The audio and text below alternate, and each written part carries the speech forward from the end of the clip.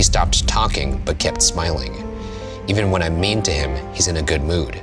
I thought how lucky I was to be with someone who reminded me why I love him. So, on June 10th, 2022, the YouTube channel Watcher uploaded a video called Are You Scared of the Quarry? This video was an ad for the video game The Quarry, but the story is only tangentially related, if that. Regardless, I like Ryan, Shane, and the Watcher team, and if I'm being honest, the Are You Scared series has hosted some truly great 21st century horror stories. Yeah, a lot of them are duds, but there are some real diamonds in the rough. This one, Are You Scared of the Quarry, is just kind of alright. Like, it has its moments, but overall, just pretty okay. However, there was one thing in particular that really bothered me about it. The story begins with the narrator and her boyfriend bantering a bit, the boyfriend asking our protagonist if she's having fun and if she remembers what fun is. Taken on its own, this is a fine opening. Starting a story in the middle of a conversation is a fairly easy way to hook the audience, and the conversation provides some important context about our main characters. However, it's by the end of the story that I call this opener into question. Spoilers for Are You Scared of the Quarry, but a forest witch kills the three men accompanying the protagonist on their hike, then begins pursuing the narrator. The narrator runs back to the car, but the witch is always standing about 50 feet back each time she looks over her shoulder. She makes it back to the car, but remembers her boyfriend had the keys, so she just sits there beside the car awaiting her fate. In reality, that's a fine ending. It leaves plenty of uncertainty and gives the audience something explicit to ponder on. Or, it would be a fine ending if it wasn't for this detail from the narrator. As she sits beside the vehicle, she says, I crouched behind the car, and here I am now. If anyone finds this, I am not having fun. I'm sitting by the road, waiting for a car, a truck, anything to come by. I'm too afraid to look over the car and see if the woman is there, but I'm sure she is. The whole time I've been crouched here, her whispers have felt only inches away. Not again. Not ever again.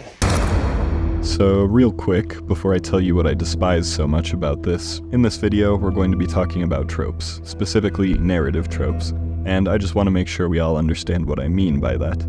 As Oregon State University will tell you, the word trope has two meanings. The more traditional meaning is a catch-all term for figures of speech that say one thing while artfully and imaginatively implying another. Devices that fall under this trope include metaphor, simile, allegory, metonymy, and synecdoche. However, the more recent and commonly used meaning of the word trope refers to a storytelling convention, device, or motif. Specific tropes might be a characteristic of a particular genre of storytelling. So if you watch the Trope Talk series on YouTube, these are the kinds of tropes they're talking about, the same kind that I'm talking about right now.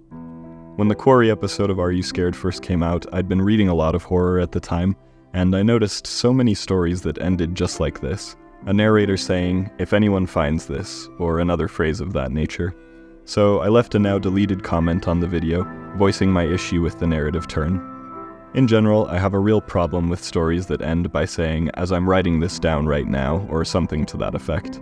It's not inherently an issue, and it can really enhance a story in some instances, but you have to think, if you were writing down your final moments, for the police to understand what happened to you or for your family to let them know, what details would you include?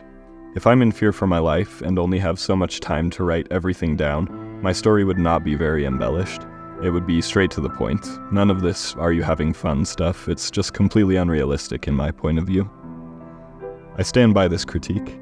Again, I reiterate, if you were in a horror movie scenario and you had your final moments to write out what happened to you, not knowing when death might come, how deeply would you embellish your story?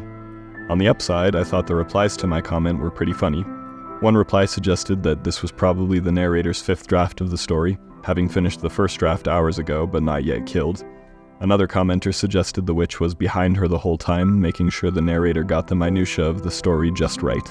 Another user wrote, "Beta read by the wonderful witch in the forest." But perhaps more interesting than the comedic replies were the attempts to defend the narrative device. One of the more serious replies suggested the narrator was experiencing psychosis, only believing she was writing things down as a way to process her demise. While I thought that was a decently interesting concept, there was nothing in the story to actually suggest that that was the case. If that had been the case, the writer probably should have let us know much earlier that the narrator was writing things down, and peeled back the layers from there, revealing the psychosis little by little. Two commenters said that since the story dealt with the supernatural, There was no burden of realism. As the first user put it, we've said goodbye to at least trying to pretend to be realistic stories here a long time ago. The other wrote, "Babe, this is a story about a crazy old lady who is into witchy stuff and the paranormal. I don't think it was supposed to be realistic." Though, notably, this comment was mostly hyperbolic, and the user said they ultimately agreed with my take. Still, I just can't emphasize enough how strongly I disagree with this supposition, that just because a story has elements that wouldn't happen in the real world, that excuses other parts of the story from the burden of realism. The thing is, with the Quarry story especially, it would have been so easy for the author to write the ending without the narrator acknowledging that they were writing their thoughts in real time. This is always the risk that an author runs when they bring attention to the fact that the story is a story. It can be an immersion-breaking experience. Whether you realize it or not, every time you read a story, you are presented with an invisible contract. Essentially, this is an agreement between you and the author that suggests that as long as the author writes within their own rules, you accept the story. This is a contract you can back out of at any time depending on how well you think the author fulfills their side of it. Considering this invisible contract, I can accept when a story features supernatural screams in the woods, grisly deaths committed by ghosts, or even a forest witch. If the author establishes those rules, that's fine. This is all part of the verisimilitude we talked about in the Ahsoka video. However, if the author asks me to suspend my disbelief to such an extent, then the non-supernatural elements of the story need to be on point, especially when it comes to something as fundamental as narrative framing. This is another part of the contract, and one that we seldom think about. A story is an event or series of events. These events are then perceived by a person or a group of people. From there, a story is written in the form of a retrospective.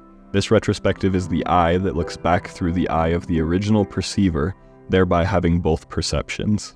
As such, every story has a now time from which it's being told, and a then time when it truly happened. Most stories don't draw any attention to the retrospective eye. They just accept that the story is being told. For example, Edgar Allan Poe's The Black Cat, the narrator tells the story and it ends before you find out what happened to them, or how or where they're writing the story down. This is the case for most written works. That's why it's often preferable to write fiction with a third-person, omniscient perspective. That way the narrator is not one of the original perceivers, but someone who perceives the perceivers. With horror fiction, on the other hand, first person is often preferable because it makes the reader feel more immediately and directly inserted into the work. Of course, when it comes to conventional narrative structure, there are always stories that bend or break the rules. Books like The Hunger Games by Suzanne Collins and The Handmaid's Tale by Margaret Atwood famously employ the present tense rather than the past tense. The novella that the movie Arrival was based on, Story of Your Life by Ted Chiang, switches between past, present, and future tense given the nature of the story is all about language and the concept of time. Other stories play around with first, second, and third-person narration. The Birthday Party by Catherine Bush uses both first and second person in its storytelling. Sections of the 5th season by N.K. Jemisin also employ a second-person point of view.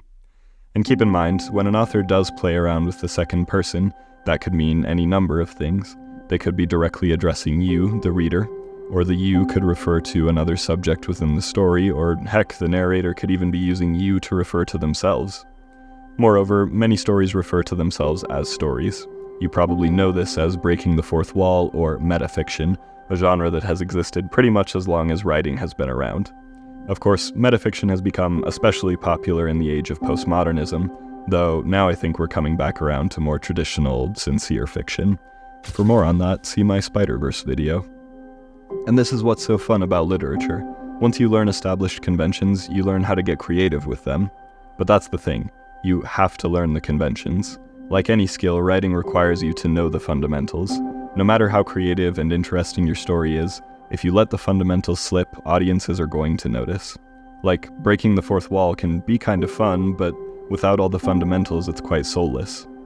This is where a lot of horror stories fall short, especially homegrown internet short stories. Authors want to employ unique narrative structures or other techniques, but might not always have the fundamentals down. Going back to our trope of, if anyone finds this, the more you look for this narrative device in horror writing, the more apparent it becomes, especially in the online sphere. As one reply to my comment said, a lot of these stories have that sort of end due to popular subreddit r/nosleep that has a rule that you cannot be out of character, and there has to be a way the story got uploaded to the subreddit. This commenter is absolutely correct. A lot of online horror stories demand there be a reason for the story to have reached the internet in the first place, and most of the time that's impossible without the narrator explaining how the story was written down. Unfortunately, that constraint can often tear down an author's original vision for a story.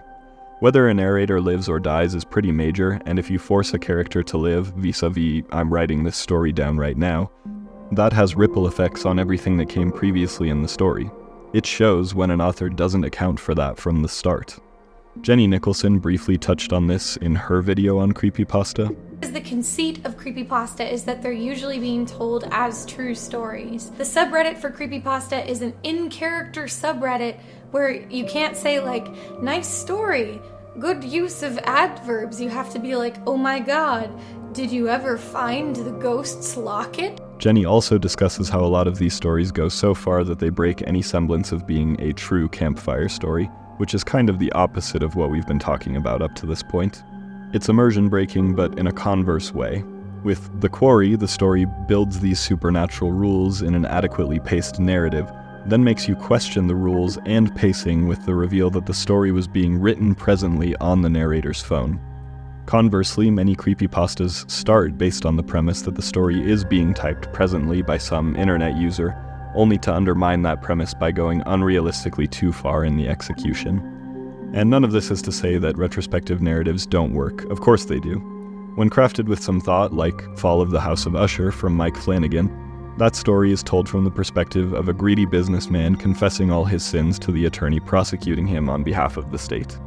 Frankenstein uses a retrospective narrative of sorts, a frame narrative told in the form of letters. Or The Blair Witch Project is technically a retrospective narrative told from the cameras of the young filmmakers. In fact, if I'm being honest, The Blair Witch Project is probably majorly responsible for modern-day horror stories that refer to their identity as a story. There's another video in the Are You Scared series called Are You Scared of Being Trapped, where a young woman is trapped in a supernatural elevator. This story is also written in retrospect, and the narrator addresses the fact that she's writing the story as it ends. I will say, the trope works a little better here. For one, the seeds are planted from the very beginning. The narrator uses present tense in the beginning and multiple times throughout, giving you an indication that there is indeed a present time from which the story is being written. Moreover, and spoilers for the story here, but since the conceit of the story is that the narrator is trapped until she starves to death, it's not hard to imagine that she had time to write all this out, compared to someone facing a more immediate doom. But something interesting happens at the end of this story. Suddenly, the narrative changes. The narrator who was writing on her phone is no longer the narrator. The story says, An investigator supplementary note, October 3rd, 2019, case file 9836. The above written statement was found in the Notes application on an Apple iPhone X model, which was lying face up on the floor of an elevator, approximately 3 inches away from the deceased body of a 20-year-old woman named Cor Licata. When this narrative shift happens, suddenly I'm like, oh, that's a way more interesting narrative premise than a story just written on a Notes app. Like, imagine if from the beginning we were reading the story as if it was a normal police report, with portions from the Notes application interspersed between investigator notes or medical information. Personally, that sounds like a much more unique way to tell a story, especially a horror story. The great thing about writing in an internet era is that we have more possible story formats to work with than ever. That's why some of the most famous, interesting creepypastas are those that employ narrative structures one could only find on the internet. Like, Candle Cove is written in the form of a thread on the fictional Net Nostalgia forums. The story Ted's Caving Page is written as an old Angel Fire website that essentially serves as a journal for Ted, the narrator, and his cave explorations. This unique status of creepypastas as internet-centric campfire stories is often what makes them fall into the category of anti-legend. Anti-legends are still relatively fresh conceptually.